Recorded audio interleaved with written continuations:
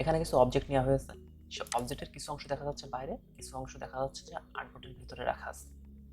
এখন এই টিউটোরিয়ালের উদ্দেশ্যটা হচ্ছে যে আর্টবোর্ডের বাইরে যে অংশগুলো আছে এগুলো আমরা হাইড করব। ঠিক আছে, কিভাবে করা যায় সেটাই এখন দেখাচ্ছি। তার জন্য আমরা রেক্টেঙ্গুলার টুল নেব। এখান থেকে স্ট্রোকটা অফ করে দেব। এখানে যে কোনটা কালার নিলেই হবে, সাপোজ ব্ল্যাক কালার নিলাম। তারপর এই রেক্টেঙ্গুলারটা আমরা এখান থেকে এই পর্যন্ত টেনে দেব।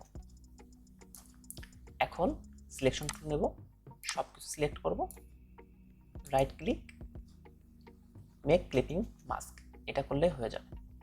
বাইরে যে অংশগুলো আছে এগুলো কোনো কিছু এখন থাকবে না।